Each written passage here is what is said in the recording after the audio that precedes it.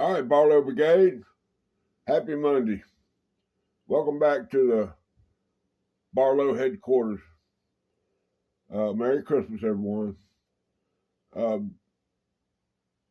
Today we're going to do a little modified Monday. Been working on a few things and thought I would share some of it with you. All right, let's do a quick little pocket dump here. We got the Brother Dwayne Clark pocket cross. Got my Zippo Slim from 1974, year I graduated from high school. Modern carry today is going to be the Gerber Mansfield. I just can't get this out of my pocket, guys. It's gonna be in there for a minute, I'm afraid. Coming in number 2, that beautiful Stephen Jeffries pocket slip. Got the carbon steel Rough Rider Barlow cinnamon stag bone. Got some cleaners going on there, guys. Another one of them things gonna be hard to get out of my pocket. Had a couple of things knock it out, but it won't stay out. Kind of a light carry today. Coming in number 2. Once again, that beautiful Stephen Jeffries pocket slip. Got the Queen Steel Warren Cliff. I broke this out for eye candy yesterday, and I got ready to set up today for my video. Just couldn't put it up. This thing is a beast. It's a bad boy right there. All right. How am I doing, dude? Okay so far? All right. Let's get this out of the way.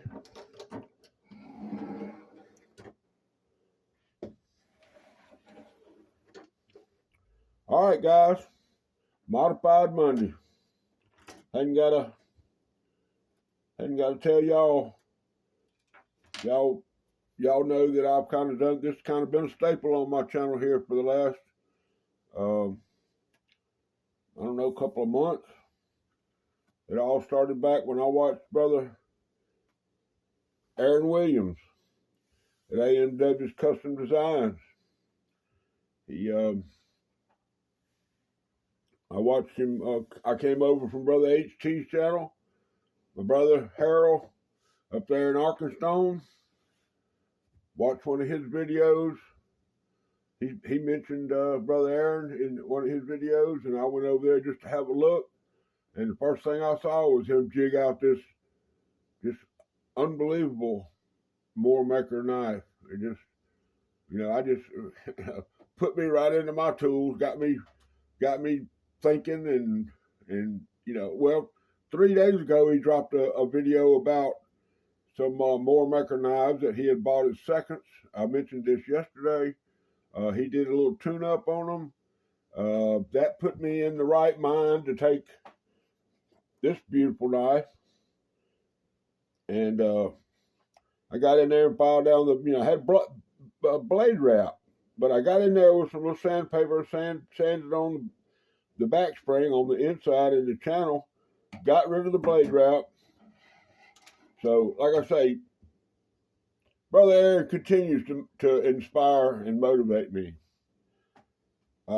Today I have one other inspiration. A fellow YouTuber, and I'm not going to mention any names, shared a picture of a knife that he had done some modifications on. But basically, he burnt the bone on a case pocket knife.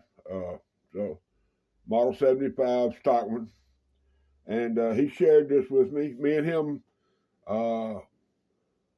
it's no surprise. Me and him, we bounce things off of each other. And he shows me what he's doing, and I show him what I'm doing. And, I gave him a preview of the knife that's going to be the subject of today's video. So, but anyway, y'all know my infatuation here recently. I've got I've got hung up on these large Stockmans. This is a saber that I bought in a 2-knife lot. Paid $10.95 for this knife, which turned out absolutely beautiful. And I needed this one for some reason. The reason I bought the lot was this one. Had a broke blade. I kind of put I don't know what I'd call that, almost a Warren. Not really a Warren clip, but it's a modified. I modified the blade on it. Got good snap, cleaned up good, shiny. I like those sharp and shinies. All right. Well, the second knife in that lot was the old Cutmaster. I mean, I done been over all these with y'all. Got all that Papatina. Got the wouldn't even close when I got it, but I got it all cleaned up, made it into a good user. I've carried it sharper than a pine knot. This thing here, man, now this is a CI brand, China. Some of them made in China, some of them made in Japan, but the brand is called CI. Got the good long nail nick on it. And son, let me tell you what, when I put this on that Arkansas Smooth, whoo, that son gun is blistering sharp, guys. It will cut you. This one happens to be made in China. Now, the muskrat I got with this was made in Japan. And the steel on it is equally as good. The rosewood covers. No half stop. It's got the good snap. So, yes, I have become infatuated with the large Stockmans. Also, motivation that I have today is this beautiful knife that started off as a white smooth bone. Brother Aaron gifted me this. This is a muskrat. He knows I like, once you get your house infested with muskrats, next thing you know, like I say, I started off with a couple, now I got 12. They're everywhere. Like I say, them rats, once you get infested, here they come.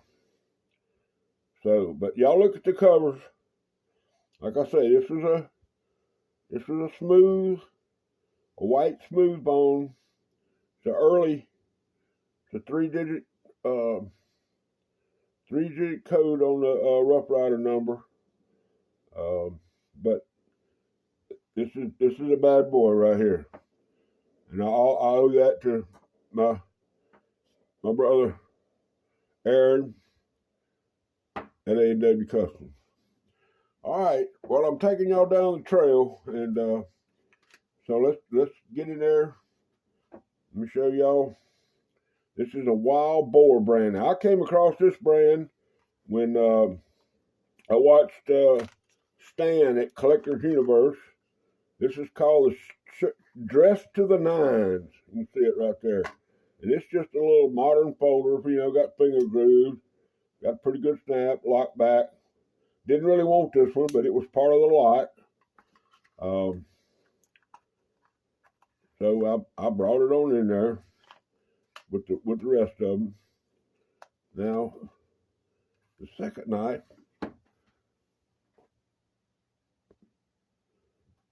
The second knife was a canoe. Now, it didn't come in a box, but it's just a beautiful. I mean, this one really, out of the lot, this one really impressed me. But you can see the tank stamp there, Wild Boar. Got to get that in the Dan Edwards position. These knives are made in Pakistan, guys, so that's not anybody freak out. But I can promise you, there ain't nothing wrong with that knife. That's a real deal Holyfield right there. The third knife was what the subject is today, and it's called the Dallas Stockman wild boar surgical steel, made in Pakistan. There's your part numbers.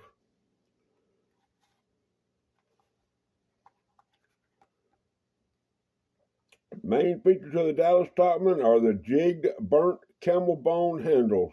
Size is 4 inch.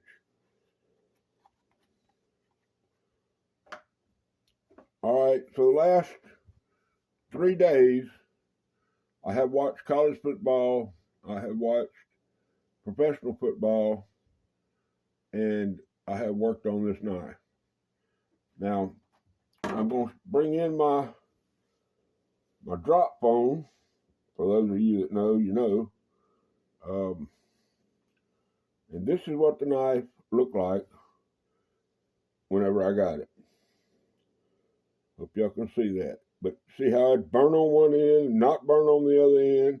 The transitions between the bolster and the thing the bone was just god awful. The bolsters are actually, I don't know what kind of metal they are, pot metal, I guess. But here's what I did. I sanded it down, took out all the burning on both sides.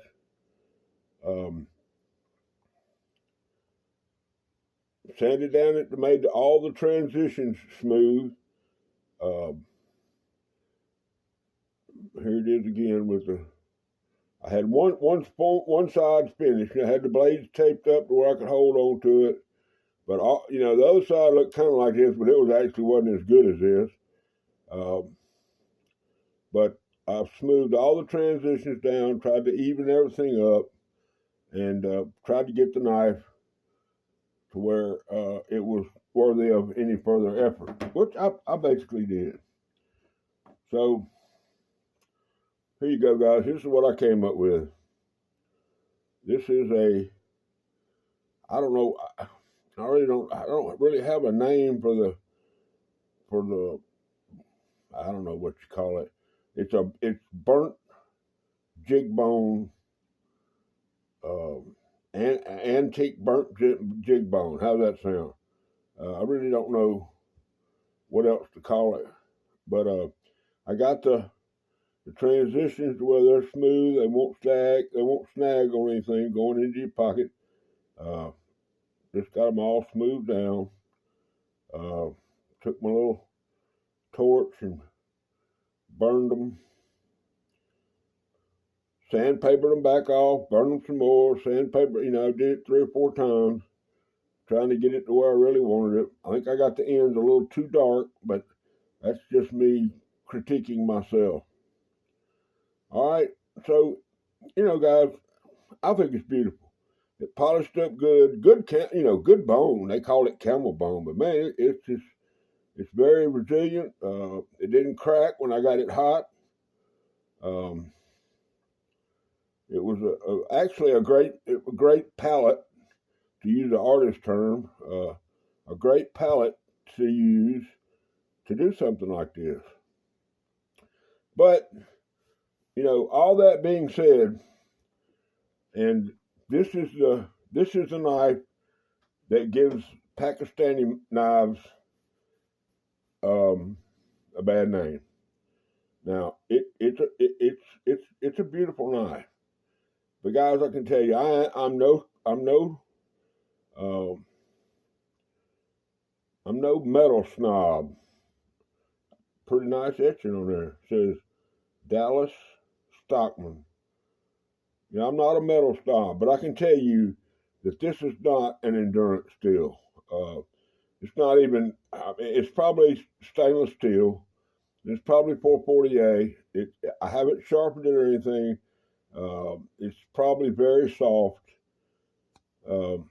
Walk and talk it okay. Nothing's gonna. We're not gonna set the world on fire with this particular metal right here. So, well, is it gonna be okay to show and walk around with? Yeah, I think so. But if you'll notice, see how this grind is right across here is nice and flat, and this one here's got a swoop on it.